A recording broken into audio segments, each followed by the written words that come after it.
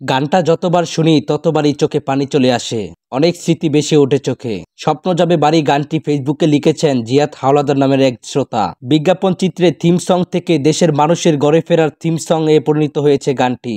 2009 সালে গ্রামীণফোনের একটি বিজ্ঞাপনের জন্য গানটি লেখেন গ্রামীণফোনের তৎকালীন কর্মকর্তা আনিকা মাহজাবিন। হাবিব ওয়াহিদের সুর ও সঙ্গীত আয়োজনে গানটিতে কণ্ঠ তুলেন মিলন মাহমুদ। কোনো বিজ্ঞাপন চিত্রে থিম সং আলাদাভাবে গান হিসাবে পরিচিতি না পাওয়ার নজির নেই বললেই চলে। স্বপ্ন যাবে বাড়ি প্রকাশের 1.5 দশক পরও আজও গানটি আবেদন ফুরায়নি। গানটির কথা ও সুরের মায়াজালে গড়ে ফেরার আকুলি বিকলি উঠে এসেছে। এবার ঈদের ছুটিতে গরমুখ মানুষের মধ্যে গানটি নিয়ে চর্চা চলছে। যাত্রাপথের ছবি সামাজিক যোগাযোগ মাধ্যমে পোস্ট করে অনেকজন লিখেছেন স্বপ্ন যাবে বাড়ি। কেউ কেউ গানটি শেয়ার করে গানটি ঘিরে নিজের অনুভূতির কথা লিখেছেন।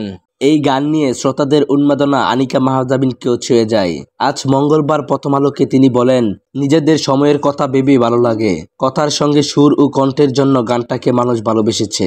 দর্শক শ্রোতাদের এই ভালোবাসা ছুঁয়ে যায় শিল্পী মিলন মাহমুদকে। 2023 সালে এপ্রিলে প্রথম আলোকে তিনি বলেন, বিষয়টি নিঃসন্দেহে অনেক ভালো লাগার।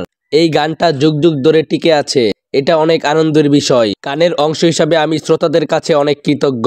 পরে 2013 সালে প্রকাশিত মিলন মাহমুদের গোপন অ্যালবামে রাখা হয় আলোচিত গানটি।